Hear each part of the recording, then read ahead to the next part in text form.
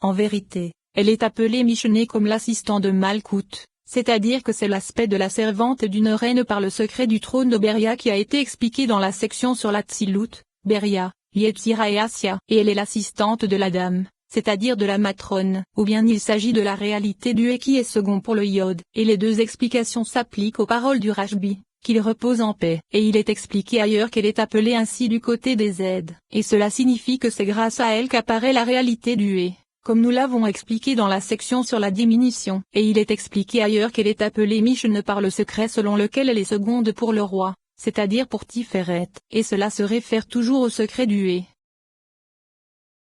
Mishpat, il est admis dans la majorité des paroles du Rashbi, qu'il repose en paix, et des autres commentateurs que c'est Tiferet qui est appelée Mishpat. En vérité, ils ont dit qu'elle est appelée ainsi lorsqu'elle se nourrit de jugement du côté de Gebura. Et dans les Tikkunim, il est dit, ne soyez pas iniques dans vos jugements, de mesure, de poids et de volume. De mesure c'est pour les 5 fixations du et supérieur, de poids c'est pour le veau, et de volume c'est pour le et le jugement de tous c'est le yod. C'est ce qu'il est écrit, l'Éternel des armées est élevé par la justice. Et cela signifie que Yahvé, c'est-à-dire Tiferet, s'élève vers Mishpat qui est le yod, la hauteur au-dessus de la hauteur. Et il nous semble que ce sujet est établi car justice implique un peu de jugement et un peu de miséricorde. En vérité, elle règne sur l'axe du compromis. Et Mishpat s'interprète comme fondation réduite. Et c'est pourquoi il est dit que Okma fonde et réduit les attributs, et qu'elle les établit sans qu'ils ne puissent s'étendre plus que leur propre mesure. Et la signification en est que dans la justice se trouve une contraction proche du paiement d'un salaire,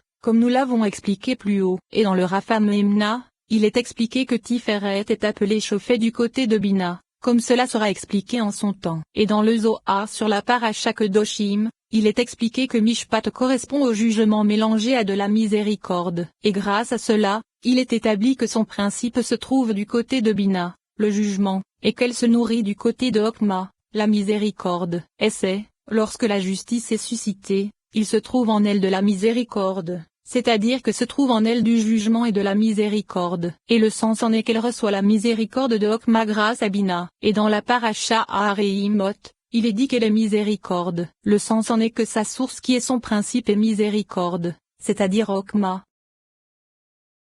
Maskov, Rabbi Moshe a expliqué qu'il s'agit de Yesod. Lorsque Yesod s'élève au-dessus de Netza et Od, alors elles deviennent deux montants, deux portes, et elle devient le linteau situé au-dessus d'elle. Et c'est le secret de la sortie d'Égypte. Et ce qu'il est indiqué dans ces paroles, c'est une référence au sang qui fut placé sur le linteau des portes, en Égypte, afin qu'elle ait une réalité au-dessus d'elle et une réalité au-dessous d'elle, comme nous l'avons expliqué dans la section sur l'ordre de la Tzilut. Et c'est pourquoi il est parfois dit sur le linteau et sur les deux montants, et parfois sur les deux montants et sur le linteau.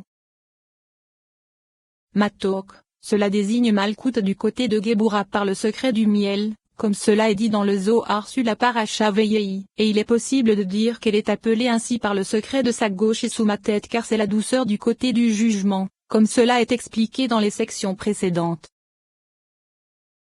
Matan Torah, Rabbi Moshe a expliqué que c'est Bina qui est appelée ainsi car c'est par elle que fut donnée la Torah, par le secret des 50 jours, mais cela n'est pas établi. Et selon le Rashbi, qu'il repose en paix, c'est par la 7e que fut donnée la Torah, c'est-à-dire par Yesod. Et elle est appelée jour du don de la Torah car c'est grâce à elle que la Torah fut donnée et unie à la communauté d'Israël. Et ce qu'a indiqué Rabbi Moshe à propos des 50 jours n'est pas mentionné ici car les jours sont sans nombre en haut, comme nous l'avons expliqué dans les sections précédentes. Et il nous semble qu'il est dit ailleurs que le don de la Torah se réfère à Tiferet. Matana Tova, cela désigne Malkout, et elle est appelée ainsi lorsqu'elle se trouve en haut, dans le secret du Yod se trouvant dans Zokma. En vérité, lorsqu'elle se revêt des 3 couleurs qui forment le et, c'est-à-dire de ces 3 veaux, car elle s'unit avec les 3 patriarches qui sont les 3 couleurs de l'œil avec sa pupille au milieu, alors nos maîtres de mémoire bénis ont dit, j'ai un bien précieux dans mon trésor qui est Okma par le secret de la côte. Et elle est appelée bien précieux car elle brille par le secret, en arrangeant les lampes. En vérité, lorsqu'elle se revêt d'eux, elle est appelée Shabbat, et son nom est Shabbat, et tout mon nom se réfère à un vêtement et à un palais, comme cela est expliqué dans les sections précédentes et comme nous l'expliquerons à propos de Shem.